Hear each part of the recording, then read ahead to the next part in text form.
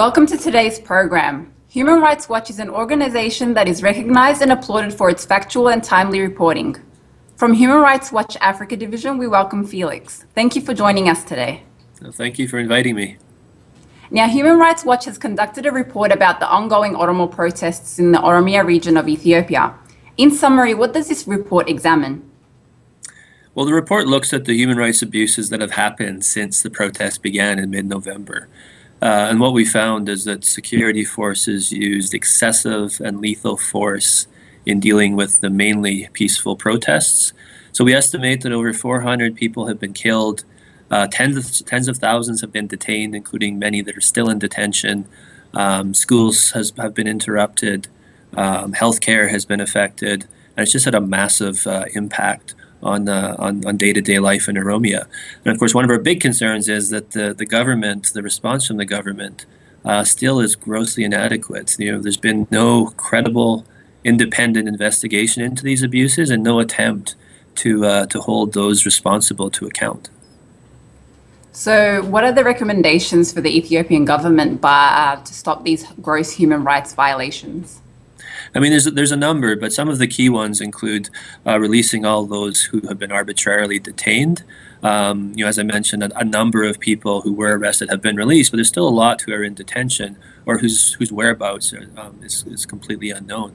So those individuals should either be charged with using credible evidence or should be released. One of the other important recommendations is that there is a credible, meaningful investigation into this. A number of Western governments has said that the Human Rights Commission is carrying out this investigation. Well, last week they presented their report to Parliament, and it's not remotely credible or impartial. I mean, it's very clear that they've been forced to censor their findings in order to make it seem like security forces were using proportionate force, which is the conclusion they came to, which is, based on the research we did, it's incredible that they could come to that sort of conclusion. Well, so those are some of the main recommendations. Well, similar to past recommendations given by Amnesty International in their report, Because I'm Oromo, Sweeping Repression in the Oromia region of Ethiopia, which was released in 2014, is there any hope that Human Rights Watch recommendations will be implemented by this government at all? Well, certainly the government is incredibly hostile to human rights groups, whether it's Human Rights Watch or Amnesty International. And so there doesn't seem to be a lot of indication that they will take our recommendations seriously. What we hope is that Western governments who do have leverage with Ethiopia will use that leverage to begin pushing for some of these very important recommendations. These recommendations are not, we're not singling out Ethiopia. These are the type of recommendations that we would call for in any situation where there's been these type of abuses against peaceful protesters. And if Ethiopia wants to be a responsible member of the international community, then it will try to implement these recommendations. The media restrictions, including lack of press freedom in Ethiopia, has made it difficult for wide coverage on the ground. Societies and Charities proclamation of 2009 by the Ethiopian government limits external funding for rights groups to 10%. How difficult was it for Human Rights Watch to compile this information in light of these restrictions? It's very difficult. I mean, as you correctly say, I mean, there's very few mechanisms, very few institutions on the ground that can gather this type of information. Frequently sources of information are also targeted. Individuals that journalists speak to, individuals that the international human rights groups speak to, and I think most importantly is that a lot of citizens of Ethiopia know this, and so they're quite unwilling to speak to researchers. So it takes a lot of time to build those relationships with communities so that they trust you and so that they open up to speak about these types of abuses. But one of the things about Ethiopia is that despite these restrictions, it's always possible to get this type of information. It just takes a lot of work. It takes a lot of creative approaches and a lot of relationship building with different communities for people to trust you enough to open up. So we do a number of interviews inside of the country using different secure modes of communication, but we also talk to a lot of people who have just left Ethiopia. So where they're free to speak without the fear of reprisal from the government, and a lot of them tell us quite openly that this is the first time they've been able to openly express everything that's happened to them, and it's quite cathartic for them to do so. So it's always possible to get this type of information. But one of the challenges with restricting access to human rights groups is that what we're not able to get is the government's perspective. I mean, partially because they're not willing to give it to us, but also maybe there were officers that were held to account and disciplined for using excessive force. But we wouldn't know that without being able to be on the ground to investigate. But it's very difficult, very difficult to get this type of information. And we, Human Rights Watch, Amnesty, other international human rights groups, we have the resources. We're able to put the time into it. But a lot of international journalists don't have that much time to be able to investigate these type of issues. How long did it take for you guys to compile this report?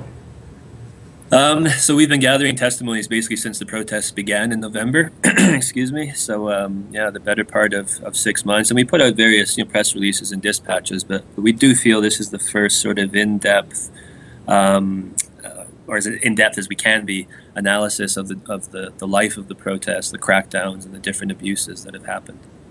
Okay. So the Ethiopian government portrays itself to be a democratic government and a stabilizer in the Horn of Africa region.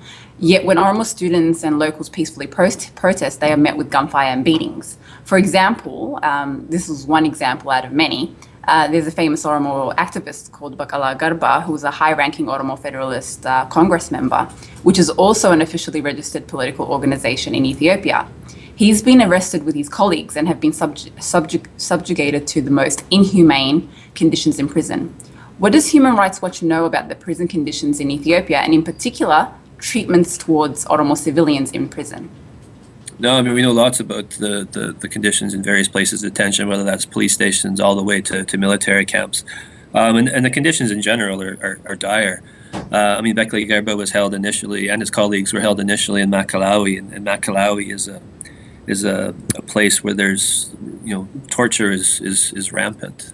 We produced a report that detailed the different abuses in Makalawi, called "They Want a Confession," in 2013, I believe it was. In military camps throughout Oromia, but in Ethiopia more widely, I mean, torture is widespread. I mean, one of the things from our report is that when we talk about the conditions in detention from the protesters, we're only able to talk to those protesters who have been released from detention, and that's usually those that were in police stations, or occasionally prisons, or military camps. But those individuals that spend longer times in military camps, those are the ones historically where we've seen the worst types of abuses, the worst types of torture and mistreatment. And obviously, we don't have a good sense of how badly the individuals who were arrested during the protests were treated, who are still in detention. But the case of Bekele it's an interesting one, because he's as you know very well, he's been a staunch advocate for nonviolence. And a well-respected individual, not only within the Oromo community, but the Ethiopian community more widely.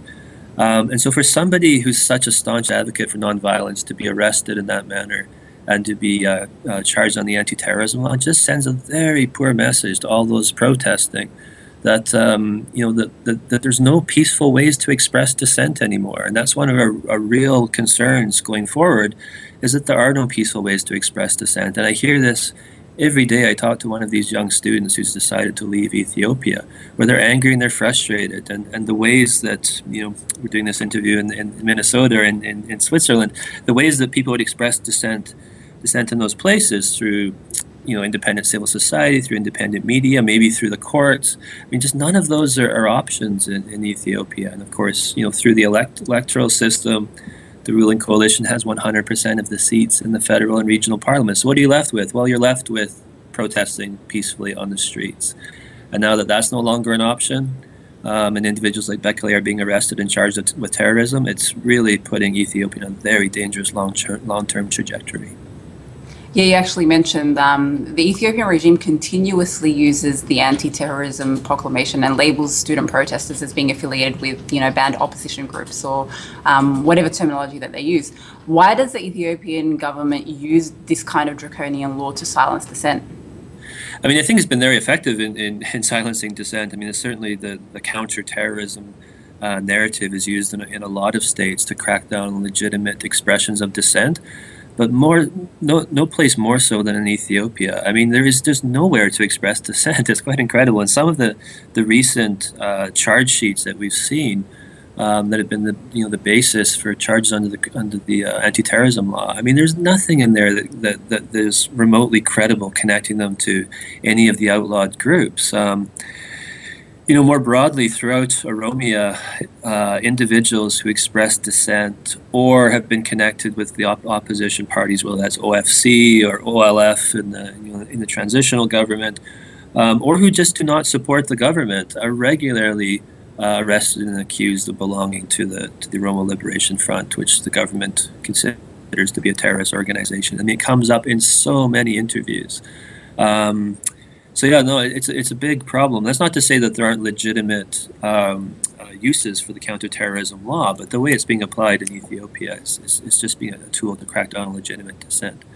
One thing that's not talked enough about, I think, is that the impact that the anti-terrorism law has on people being willing to express themselves. So it's not just those individuals that are being charged and convicted under the law, usually with very little evidence being presented, but just the sort of the threat of the anti-terrorism charges keeps a lot of people in line, including journalists. So it's another big problem that's not discussed enough. Yes, the Ethiopian government seems to overuse and overabuse that word of anti-terrorism when they have little or minimal evidence. The other thing is that Ethiopia, being a major recipient of international community donors, their gross human rights violations are largely ignored by the media, despite activism by diaspora Oromo communities. Now that Human Rights Watch has released this damning report with what responses, if any, can we anticipate? Well, I don't know. It's a good question. I mean, we're continually disappointed at the limited response from Ethiopia's Western allies. I think for the longest time there's been this sense that the way to have impact on Ethiopia is through quiet diplomacy. You have a quiet discussion behind closed doors. Well, since they've been having those quiet discussions, the human rights situation just gets worse and worse and worse and worse. So it's time for a different approach. It's time to show Ethiopia, unequivocally that you can't be shooting peaceful protesters who are expressing legitimate grievances, and anything less than that is giving Ethiopia sort of carte blanche to do that. So no, we hope that with this sort of evidence that we put together, that there's a much more robust and public condemnation of the use of excessive force.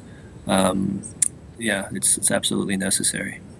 Yeah, it's just unacceptable how peaceful protesters are met with gunfire and, killings and imprisonment when all they're doing is peacefully protesting and, exercising their right to freedom of speech. But obviously the Ethiopian government doesn't believe in that. And as a result of these arbitrary killings and imprisonments and disappearances, many Oromos have fled the country to seek safe haven in neighboring countries such as, Somalia, Kenya, Sudan, Yemen, and Egypt. And in Egypt, for example, even after reaching this refuge, they are not even given opportunities to resettle in third countries by the UNHCR. What does Human Rights Watch know about the status and condition of Oromo refugees? Yeah, it's a big problem. I mean, there's various aspects to sort of the refugee question. And some are specific, some are global, some are specific to the countries where Oromos are fleeing to, and some are specific to Oromo communities in particular. I mean, one thing that we've seen, and we have been spending quite a bit of time researching, is just the different protection needs of Oromo refugees, and it's very clear that the Ethiopian agents are operating in many of the countries that border Ethiopia, targeting different communities. Oromos are a major community they're targeting, but also different communities. And in a lot of cases, this is merely just monitoring the activities, trying to see who's talking to who's leaking information to the outside, making sort of threats against them. But occasionally there are incidents that are much worse than that, including kidnapping of individuals from communities and taking them back to Ethiopia. We've documented several examples of that, and so it's a big problem. But you're right. It's very difficult for Oromos to even get the refugee mandate in many places. In Kenya, for example, right now, it's 2.5 years just to get an interview, and that's completely unacceptable. UNHCR has all kinds of reasons why that is, and Kenya also has a lot of more broad concerns about refugees in Kenya right now. But at the end of the day, it just doesn't give Oromos the type of protection that they need and that they are entitled to under international law. So it's a big problem. It is it's a huge issue, especially like you said, it's specific to Oromos, and each group that migrates or seeks refuge to various countries have individual issues that relate to them. And with Oromos, it's actually a sad situation when you have to wait two years and a half just to get a mandate. So I don't know what can be said or what can be done.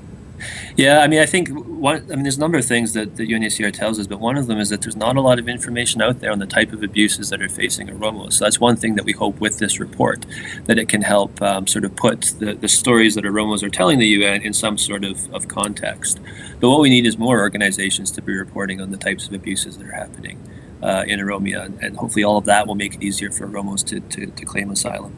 But one of the worries is that a lot of the countries where Oromos are fleeing to right now, and when I'm interviewing them in those places, they either, because of this lack of protection, because it takes years just to get an interview, they often tell me that they want to go to other countries where they're going to be more susceptible to all kinds of abuse en route.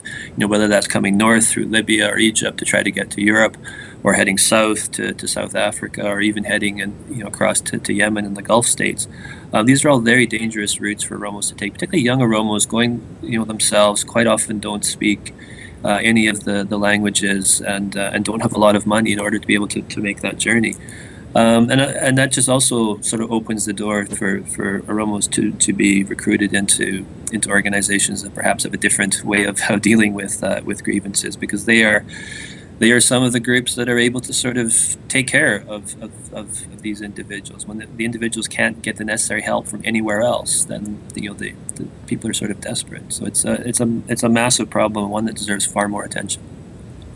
So far, there hasn't been any track records, but all the better for Human Rights Watch and other human rights organizations to shed light on the Oromo situation, so it legitimizes and has some sort of hard evidence for UNHCR to speed up the process for them to receive the necessary mandate.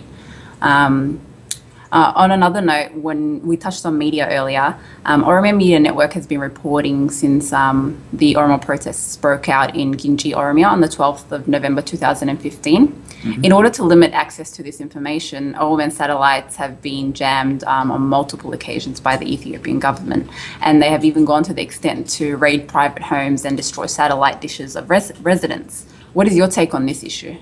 Yeah, I mean, that's definitely what we found. And in the past, we've looked at sort of the extent of jamming in Ethiopia. And OMN has been jammed extensively. Other diaspora stations have been jammed. And of course, quite often when they jam that station, they jam all of the other stations that are on that satellite, which, impacts the BBC, Al Jazeera, etc.